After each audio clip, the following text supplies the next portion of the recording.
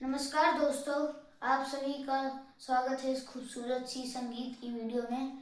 तो आज आप सभी सीखेंगे कि राग भैरव की ताने कौन कौन सी हैं, स्थाई और अंतरा की, और गाना भी सीखेंगे।